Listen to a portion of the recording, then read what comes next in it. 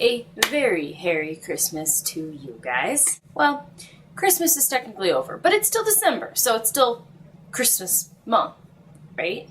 And what an exciting month it has been for me, let me tell you. Aside from family members being in the hospital and finals and being sick, I got to take part in Merry Christmas to You, which is so much fun. It has been so much fun, basically with my personal hashtag, CastJTonks, and with a bunch of other really amazing, talented, fantastic YouTubers that I really admire. We got to celebrate Harry Potter throughout the month of December. There were trivia nights, there were contests, there were book reviews, there were movie watchings and live tweets. I got to do Prisoner of Azkaban. It was super fun. We've been tallying up house points. It's just been super fun. I mean, it's never not fun to be a part of something Harry Potter-esque. You know what I mean? But due to finals, family members being in the hospital, being sick, it's been hard for me to get through with my own review. And I told myself diligently, I will review Chamber of Secrets. Because I was asked to, and I freaking love Chamber of Secrets. Okay, alright. We gotta go back in time. We gotta rewind. Once upon a time, when baby Cassidy was reading Harry Potter, she experienced all kinds of new things. Now, it wasn't new like I'd never experienced them in books ever before, but new in how they were presented, new in the characters, new in the story, and if you remember, because I feel like everybody on Earth has read Harry Potter, Harry Potter is very different from anything else you'll ever read. And that's now, even now, after books have come after Harry Potter, copied Harry Potter, used the same tropes that Harry Potter kind of came up with or perfected or, whatever. Imagine how that felt before all that stuff happened. When you picked up Harry Potter for the first time and you're like, holy, wow. Because it's true. It's like super difficult to make completely original stuff to the point where I think it's pretty much impossible, but Harry Potter is original in how it made it work, and I was blown away. So, I was actually a little bit late to the Harry Potter party, if I'm remembering correctly. Every time I explain this, it's hard. It's a little sketchy in my mind as well because I was so young. I feel like I read the first Harry Potter before the movie came out, but possibly didn't finish it. And it wasn't because I didn't like Harry Potter, but you need to understand that Harry Potter was published in like 1997, 1998. I was 5, 6 when they first came on the scene. And so I don't remember when exactly. I'm just gonna preface this by saying that because I could be totally off, but I feel like I didn't really start reading Harry Potter until I was about Harry Potter age, so maybe 10 or 11. I think maybe the movie was coming out or already had. I don't remember. It's all murky. I don't remember what I had for breakfast this morning, alright? I just don't remember. But I remember picking up the first one a second time, loving it, putting it away, and going out and getting the second one because the second one had been published, and I don't know if it was like recent. I don't remember. Anyway, Chamber of Secrets was my favorite Harry Potter book for a long time until I realized, of course, what a treasure Harry Potter and the Goblet of Fire is. But it doesn't matter. I loved Chamber of Secrets for years, up until really recently. And I would talk about it with all my friends like, oh my gosh, I loved Chamber of Secrets. And they'd be like, don't you mean Prisoner of Azkaban? No. In fact, fun fact, the first time I read, ooh, there's a spider on the wall. Oh, no, I don't like you. I don't want to go get a cup and let it out. Okay, fine. You can stay. I expect $500 in rent, and don't you go making any babies. I am a generous god. Anyway, fun fact, the first time I read Prisoner of Azkaban, I had no idea what was going on. I think I was just still so young that it was like I was having trouble keeping track of all these names and whatnot, and by the end of it I was like, what just happened? 2 Harrys? 2 Hermiones? Which one's Wormtail? What's happening? And then I saw the movie, and I remember I looked at my brother next to me and I clapped him really hard on the shoulder and I said, Christian, they went back in time! Smart Cassidy. Anyway, back to Chamber of Secrets. I loved this book. Like I said, it was my favorite for ever, for years, really until recently, maybe the past 5 years or so. I've changed my mind and I've reread the series. Oh my gosh. Alright, and let me tell you all the reasons why. The spider's moving. We should name it. Let's name it Aragog. Fitting. What's up, Aragog? I can't properly thank Harry Potter alone for presenting me with real characters that were, for the first time, it felt to me, a young reader, in very real danger. Like, I would have to attribute that to the Chronicles of Narnia, which I actually read first in some order or another. And I remember thinking the same thing I thought reading Chamber of Secrets, was just like, holy crap, these are kids who are actually in danger of dying under the hands of people who genuinely want them dead. When you're that age, I don't know if you remember, but you read a lot of fantasy where it feels like the characters are never in any actual danger. And I don't know if that's just playing it safe on the author's part, or if it's just good for kids or whatever, but I kind of felt that way in the first Harry Potter. I know he's got that little tizzy with Quirrell at the end, but it's very short, and I mean, it has been a long time since I've read the first Harry Potter. Been couple years, but I specifically remember it kind of just feeling like, yeah, it'll be okay. Mostly because we had all these books after, to be fair. But still, even the first Harry Potter didn't really feel like, oh no, these poor characters slipping through these vines, they're probably gonna die. I mean, I felt pretty secure about them. But in the Chamber of Secrets, from the get-go, things get pretty morbid. Like, there's kind of a, not an argument, but a discussion in, the Harry Potter community. It's like, when do these books start getting really, really dark? That's up for debate, I guess. You could say the 5th or the 6th, but it depends on what level of darkness you're talking about. I honestly think Harry Potter is pretty dark from the get-go. Like, you read Chamber of Secrets, and the first thing that happens is Dobby comes in and is like, listen, man, don't go back to Hogwarts. Remember that place where you, triumphed and you beat up Quirrell and all that great stuff happened? Well, don't go back. Well, why not, Dobby? Oh, you might die. Thanks, Dobby. And almost die Harry does. Quite a few times. So there's this really great atmosphere in Chamber of Secrets that I really loved as a kid, and I still love now. I mean, geez. You've got this massive basilisk going around and paralyzing children. Paralyzing them. Although, you've got that cushion of, oh no, it's just temporary, we can find a cure and whatever, but still, it was a little bit terrifying for baby Cassidy. Like, snakes kind of just freaked me out for a while after that, and I never really was afraid of snakes ever, so it's just, okay, I reread this book for the sake of this video, and I just gotta tell you how much it rekindled my love for Chamber of Secrets for this reason. What a great book! Seriously. It had this perfect balance of whimsy and this foreboding darkness and scariness without overdoing it, which, in my opinion, I don't know if I'm being unpopular opinion time, Cassidy,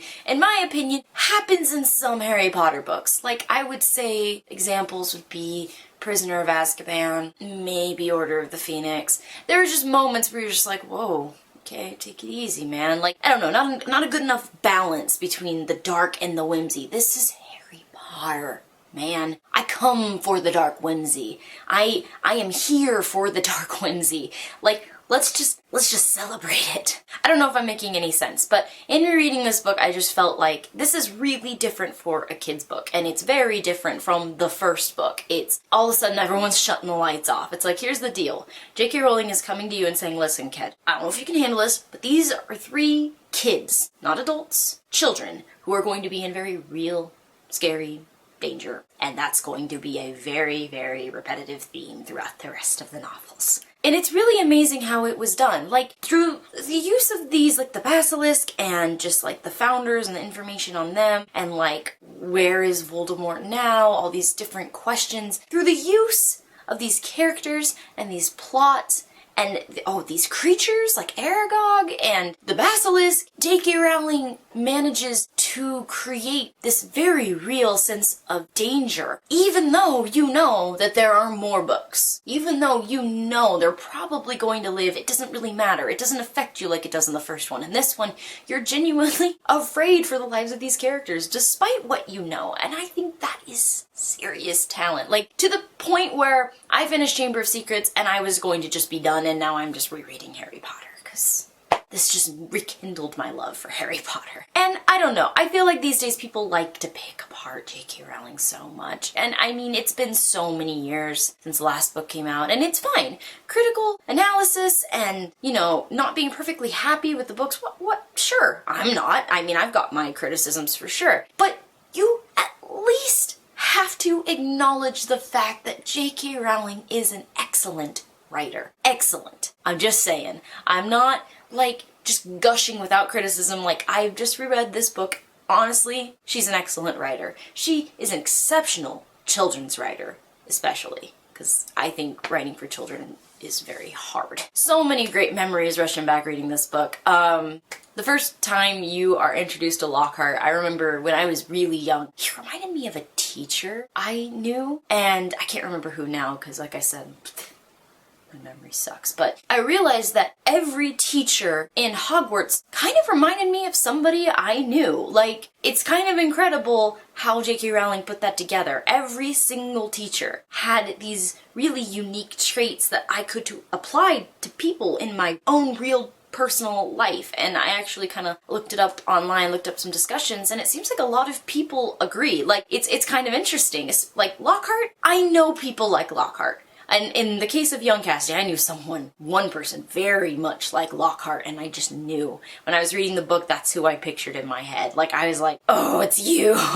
And I remember that was really not the first time, but the first time I can remember that I was really sucked into the world via the characters in that way. Like, I related in that way, even at such a young age. I can honestly say that we can document the Chamber of Secrets as the very first time Cassidy became a shipper. I mean, I've always been a reader. I read a lot of books when I was younger, but I never really cared. I don't know. I don't think I really ever thought about it. But I specifically remember the moment Ginny was captured, thinking, ooh, Harry, you better go save your lady love.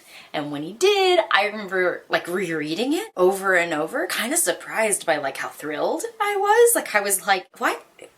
I like this. I like him saving her. I like this. I like this. I want them to be a couple. And I was really excited about it. I talked to my siblings about it. It sparked a little bit of controversy in my household for a while. I don't know if my older sister remembers, but I told her, I was like, I want Ginny and Harry to get together. Kid you not, she looks at me and she goes, Ginny and Harry? No, Harry and Hermione. Excuse me?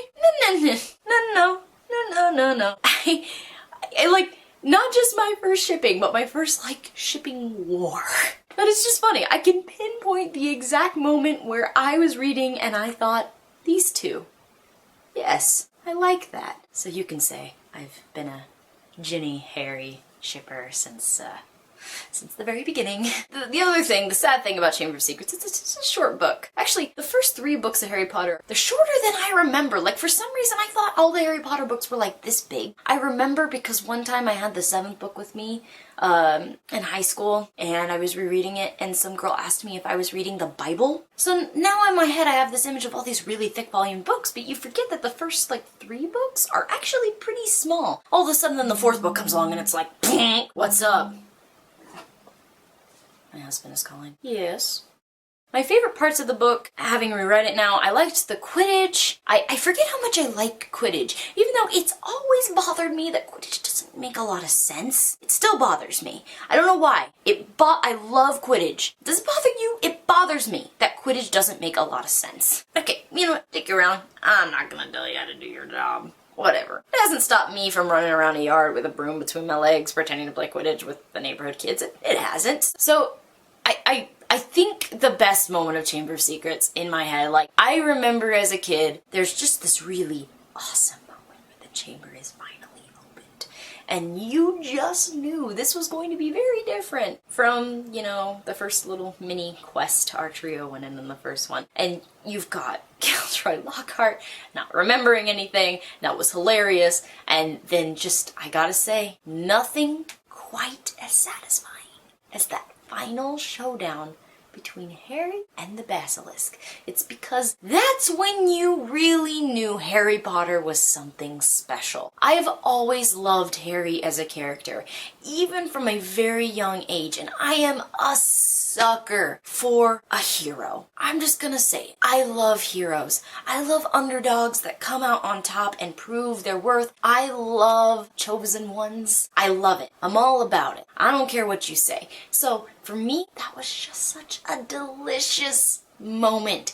And to me, The Chamber of Secrets is such a great book that encompasses everything that Harry Potter is about, even so early. It's about bravery, it's about friendship, it's about, finding the light in the darkness, it's about being the best version of yourself, it is doing the right thing despite how hard it is. It is everything I love about Harry Potter, all in a amazing little package. I love Chamber of Secrets. And I can honestly say it's one of my favorite Harry Potter movies as well. I feel like we should maybe discuss this though, because it's been so long, and throughout reading it I'm like, man, it's been a long time. I need to reread the rest of the books because there are things I'm not remembering. Like Harry will talk about things, what? What are you talking about, Harry? You're crazy, Harry. He's not crazy. I'm crazy. Let's talk about this. I love Chamber of Secrets. What is your favorite moment of Chamber of Secrets? What is your least favorite moment? What do you like the most? What do you like the least? You guys, you don't understand. Me and all these other booktubers who have come together for this, we love Harry Potter, okay? Just like you, just like everyone on Earth. I will literally drop everything to talk about Harry Potter, okay? It's a true fact. It's just one of those things. I am passionate about a lot of things. It's one of the reasons why I made this channel. But I honestly believe that passion and the passion to talk about and analyze and get into the nitty-gritty of a good story, I can attribute a great big chunk of that to JK Rowling and Harry Potter. And I am sure I'm not alone in this. So let's discuss. I hope you guys had a very Merry Christmas. I'm so sorry. Thank you for being so patient with me when I've been sick and otherwise incapacitated. You can't keep me from my Harry Potter.